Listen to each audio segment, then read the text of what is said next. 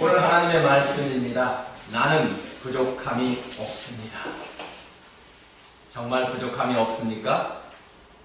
왜 부족함이 없는지 오늘 말씀을 통해서 서로 나눠볼까 합니다. 동굴은 끝이 막혀 있지만 터널은 끝이 보입니다.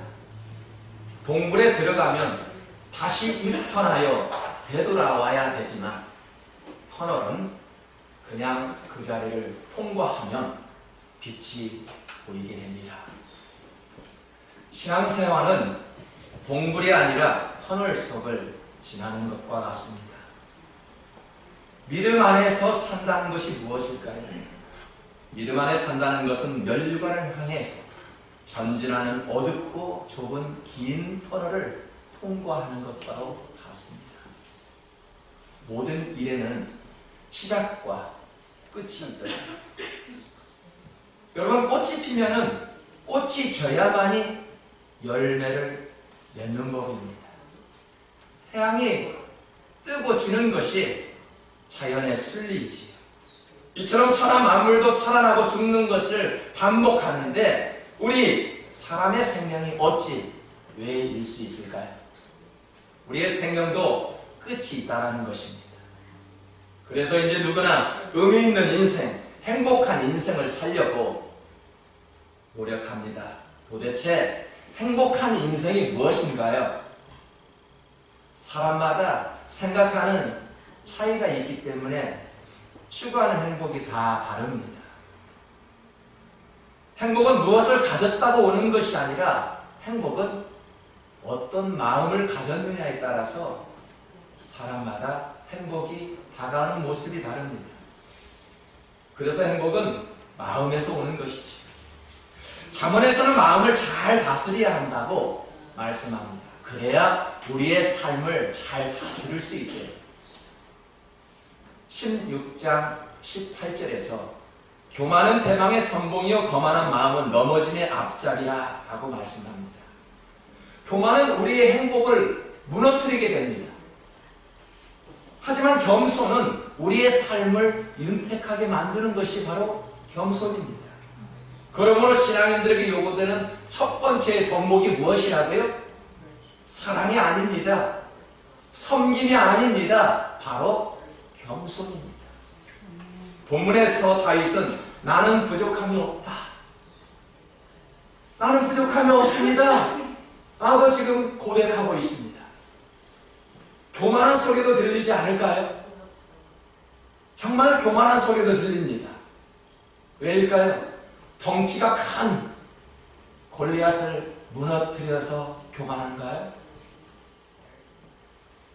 형들을 다 제치고 왕이 되어서 교만해졌을까요?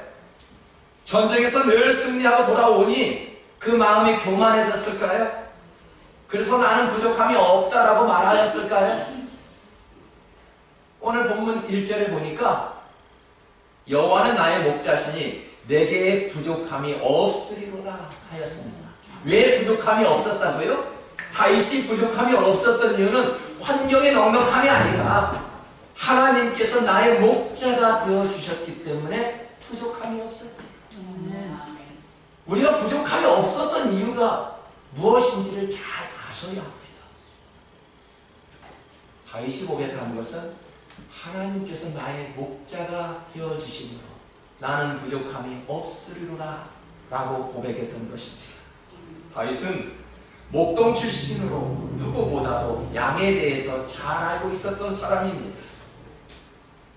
양은 겁이 많아서 강아지 새끼라고 묻습니다.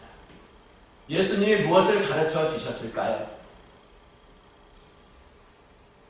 그러자 예수님은 거듭나지 않으면 하나님 나라를 볼 수 없느니라 이 말씀하셨어요. 거듭나지 않으면 하나님 나라를 볼 수가 없대요. 혹시 거듭나야 한다는 말씀을 모르는 분 계시나요? 우리 성도들은 거듭난다는 말씀을 모르는 분들이 아마 없을 것이 분명합니다. 유대인의 지도자라는 니고데모는 거듭난다는 말을 알아듣지 못하였습니다. 어떻게 두 번을 모태에 들어갔다 태어날 수 있겠느냐라고 엉뚱한 대답을 하죠. 답답하신 예수님은 요한복음 3장 5절에서 이렇게 말씀합니다. 예수님께서 대답하여 이르시되 진실로 진실로 내게 이르노니 사람이 물과 성령으로 나지 않으면 하나님의 나라에 들어갈 수 없느니라. 유대인을 가르치는 지도자라고 많은 사람들로부터 인정받는 자라고 예수님을 존중한 자라고 하여 하나님 나라에 들어가는 것이 아니라 물과 성령으로 거듭난 자라야만이 들어갈 수 있다라고 말씀한 것입니다. 육적으로 태어나는 것은 우리가 딱 한 번으로 족합니다. 어떻게 엄마의 뱃속에서 두 번을 태어날 수 있을까요? 두 번 태어난다는 것은 그것은 물과 성령으로 태어난다는 것입니다. 물과 성령으로 씻어져 깨끗한 영혼만이 갈 수 있는 것이 하나님의 나라임을 지금 말씀하고 있는 것입니다. 니고데모는 세상적으로 절대적으로 부족한 사람이 아니었습니다. 유대인을 가르치는 그런 지도자였습니다. 모든 유대인들은 예수님을 인정하지 않고 존중하지 않았지만 니고데모만큼은 예수님을 존중하였습니다. 이스라엘의 선생이라는 직분도 가졌습니다. 뿐만 아니라 그는 부자였습니다. 어찌 이런 사람이 부족한 사람인가요? 도네이션을 많이 하고 착하게 사는 것이 거듭남의 삶이 아닙니다. 부모 때문에 어쩔 수 없이 교회를 다니며 신앙생활을 하며 구원받는 것이 아닙니다. 우리가 부족함이 없는 이유가 있다면 오늘 다윗의 고백처럼 여호와를 나의 목자로 삼았더니 죽어가는 나의 영혼이 살았기에 다윗은 부족함이 없다라고 말하는 것입니다. 저와 여러분의 영혼을 살리기 위해서는 이 머리가 커지지 않도록 주의하시고 이 마음이 커질 수 있도록 노력하셔야 합니다. 믿음은 머리에서 나오는 것이 아니라 이 마음에서 나오는 것입니다. 다윗이 나는 부족함이 없습니다라고 고백한 것은 이 머리가 아닌 다윗의 마음 속에서 우러나온 그런 아름다운 고백이었습니다. 나는 하는 일마다 안 된다고 하니 우리가 안 되는 것이지요. 나는 인정받지 못한 사람이라고 생각하니 인정받을 수 없는 것이지요. 여러분, 나는 행복합니다라고 말해 보십시오. 나는 복 있는 사람이다라고 말해 보십시오. 그는 행복한 자이고요. 그는 복 받을 만한 자인 것이 분명합니다. 본문 4절에서 다윗의 긍정적인 마음을 한번 보실래요? 내가 사망의 음침한 골짜기로 다닐지라도 해를 두려워하지 않을 것은 주께서 나와 함께 하십니다. 주의 지팡이와 막대기가 나를 안위하시나이다. 아멘. 인생이 늘 평안하고 좋은 것만은 아니거든요. 인생을 조금 살아보니까 그것을 느끼겠더라고요. 자녀들을 길러보니까 그때서야 비로소 아빠의 마음, 엄마의 마음을 그때서야 알겠더라고요. 여러분, 인생이 늘 평안하십니까? 좋은 것만 아니더라고요. 병들고요, 시들고, 파산하고, 마음이 아프고, 때로는 시련을 당하는 여러 가지 문제들이 우리를 찾아오게 됩니다. 그때마다 여러분은 어떻게 합니까? 큰일 났다. 이젠 다 끝장이다. 망했다. 그렇게 말하십니까? 그렇게 말한다면 오히려 상황만 더 악화되고 맙니다. 다윗이 유대인을 만났을 때 어떻게 하였나요? 내가 사망의 음침한 골짜기로 다닐지라도 해를 두려워하지 않는 것은 주께서 나와 함께 하십니다. 아멘. 절망하거나 낙심하기보다는 주께서 나와 함께 하십니다라고 고백했다는 것입니다. 아멘. 다윗이 골리앗을 향해 투구를 썼나요? 갑옷을 입었나요? 손에 칼을 쥐지 않았다고 하였습니다. 그는 주님께서 함께 하신다는 강력한 믿음 하나로 골리앗을 향해 나갔던 모습을 우리가 잘 알고 있죠. 많은 전쟁에서 승리할 수 있었던 것은 수많은 군사들이 뒤에 있어서가 아니었습니다. 주님을 따랐기 때문에 전쟁에서 승리할 수 있었던 것입니다. 다윗이 부족함이 없었던 이유는 늘 하나님을 앞세워 나아갔기 때문이었습니다. 골리앗을 향해 나아갈 때도 다윗이 아닌 만군의 여호와의 이름을 붙잡고 나갔습니다. 블레셋과 싸울 때 어떻게 하였을까요? 먼저 하나님께 물었습니다. 역대상 14장 10절을 보십시오. 다윗이 하나님께 물어 이르되 내가 블레셋 사람들을 치러 올라가리까? 주께서 그들을 내 손에 넘기시겠나이까 하니 여호와께서 그에게 이르시되 올라가라. 내가 그들을 내 손에 넘기리라 하신지라. 다윗은 싸움의 명수였습니다. 싸움하면 선수였습니다. 그런 선수가 자신의 방식대로 하지 않고 하나님께 물었습니다. 하나님 어찌하면 좋으리까요? 블레셋을 치러 갈까요 말까요? 하니 하나님께서 그래 가라. 내가 그 전쟁의 승리를 너의 손에 안겨주리라 라고 말씀하신 것입니다. 어린아이는 아빠 엄마를 의지하지. 그 어린 저 희망이도요, 제가 아침에 잠깐 안아보니까 아빠가 아닌 줄 알고 울더라고요. 그런데 엄마 품에 가니까 그 울음이 뚝 그치고 맙니다. 왜 그럴까요? 저 어린 생명도 엄마의 마음, 아빠의 마음을 아는 것입니다. 우리는 어린 아이들을 한번 보십시오. 우리 아빠가, 우리 엄마가 최고라고 그렇게 알아갑니다. 우리 아들도 그렇게 이야기했어요. 우리 아빠가 제일 똑똑하고 제일 강한 사람이라 말하는데 초등학교를 졸업해 보니까 별거 아니라는 것을 알았어요. 왜 그랬을까요? 그 어렸을 때는 부모를 의지하지 않으면 자기의 삶이 도움을 받지 못하기 때문에 엄마, 아빠를 의지할 수밖에 없죠. 그런데 자식들이 좀 커보십시오.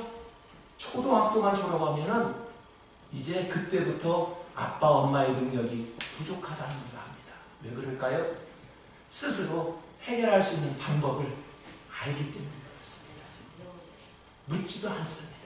자기 스스로 판단하고 자기의 갈 길로 곧장 가고자 합니다. 우리 인간들의 모습 아니겠습니까?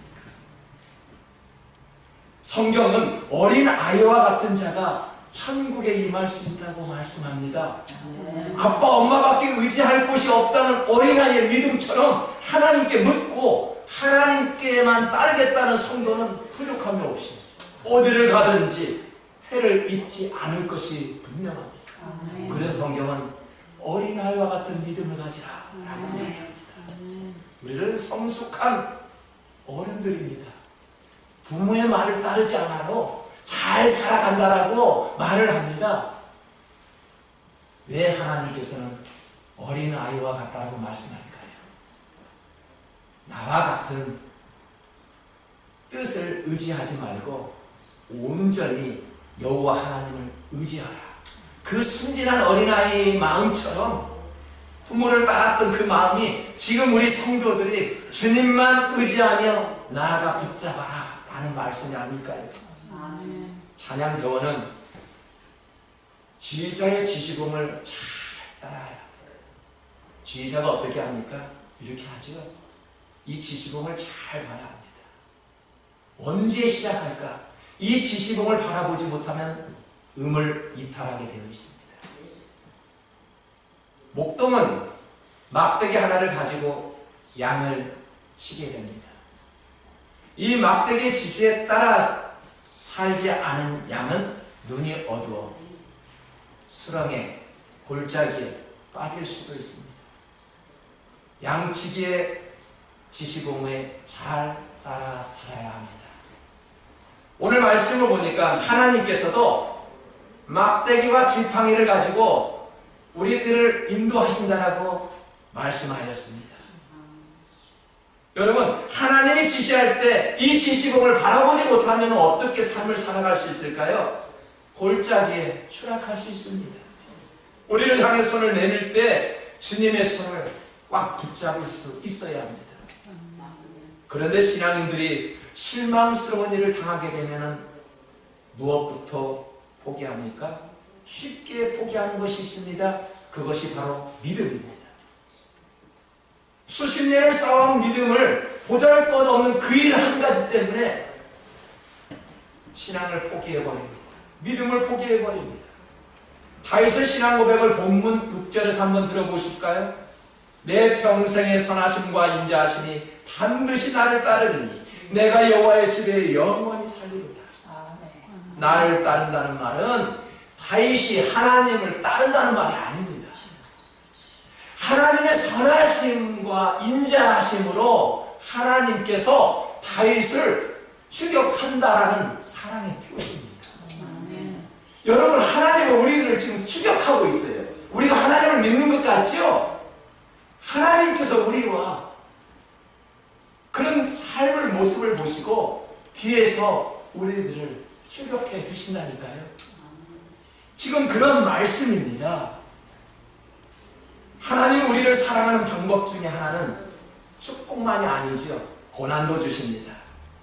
그래서 고난은 피해가는 것이 아니라 참으며 극복해 가는 것이라고 말씀합니다. 다윗은 힘들고 화가 날 때 끝까지 견디고 참았습니다. 자신만 빼놓고 왕을 뽑겠다고 형들을 모아놓고 왕을 발탁하는 그 자리에 찾아가 큰 소리로 이것은 무효야 라고 말할 수 있습니다. 다윗이 막내라고 참았을까요? 교만이 하늘을 찌르고 있는 사울을 죽일 수도 있었지만 참았습니다. 사울보다 싸움을 못해서 다윗을 참았을까요? 아들 압살롬이 쿠데타를 일으켜 아버지를 추격할 때 아버지는 도망쳤습니다. 다윗의 군대가 없어서 도망쳤을까요? 왜 도망쳤을까요? 여호와 하나님의 집에 거하기 위해서는 참아야 한다라는 것을 알았습니다. 인생을 흔히 마라톤 경주를 하는 것과 같다고 말합니다. 마라톤 자체는 인내가 절실하게 필요한 경기입니다. 히브리서에서도 경주는 인내로 해야 한다고 말씀합니다. 경주는 빨리 달려 끝내는 것이라고 우리는 생각하지요. 하지만 마라톤을 보십시오. 어떻게 빨리 달려 끝내버립니까? 빨리 끝내는 것보다 참고 견디는 것이 더 중요한 것을 우리는 잘 압니다. 우리의 신앙생활이 이번 12월 달에 끝나버리면 얼마나 좋을까요? 좋지 않을까요? 안 좋은가요? 저는 그런 생각해봤어요. 우리의 신앙생활이 2018년 12월 30일로 끝나버리면 얼마나 편할까? 그러면 우리가 천국 가고 우리가 신앙생활 안 해도 되겠다라는 그런 생각. 엉뚱한 생각이지만 신앙생활은 끝나는 것이 아닙니다. 언제까지 우리가 신앙생활을 해야 될까요? 하나님께서 부르시는 그날까지 하는 것이 바로 신앙생활입니다. 그래서 어떻게 한다고요? 참아야 합니다. 인내해야 합니다.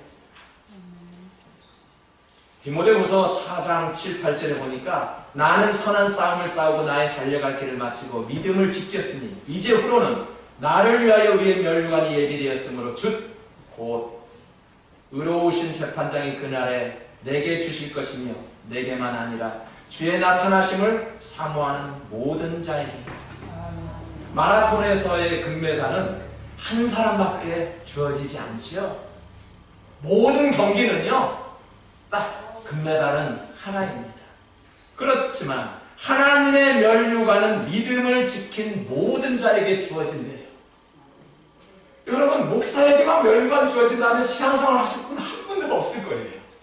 우리 장로님, 원사님들에게만 상급이 주어진다면 우리 지사님들, 우리 청년들은 한 사람도 신앙생활 안 할 거예요. 하나님의 면류관은 모든 자에게 상급이 임하신다요. 성경은 찾는 자에게 복이 임한다라고 말씀하셨습니다. 그럼 무조건 싸우지 말아야 할까요? 어린아이들은 싸우면서 자란다고 합니다.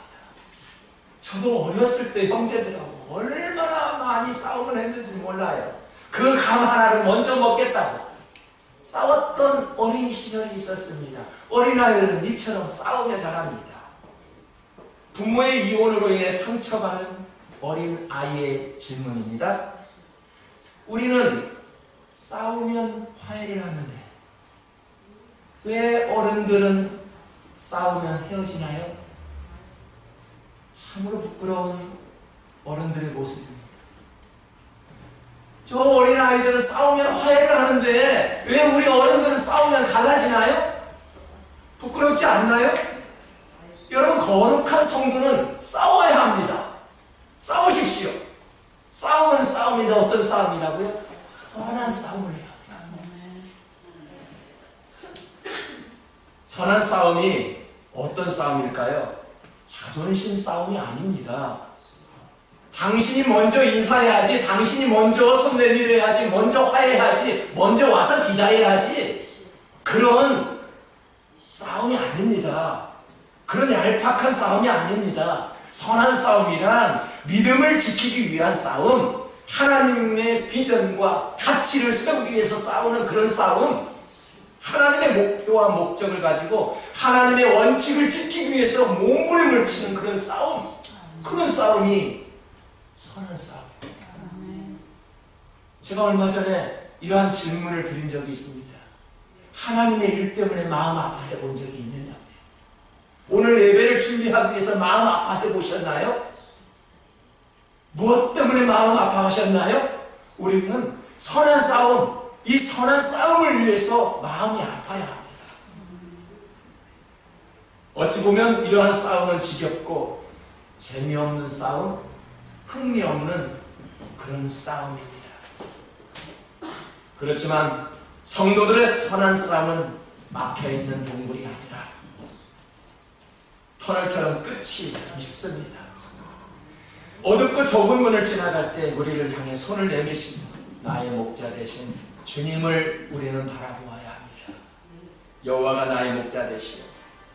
우리 모두가 부족함이 없는 그런 인생으로 살아가시기를 주님의 이름으로 축복합니다. 우리 다 같이 말씀을 생각하며 우리 다 같은 목소리로 기도합니다.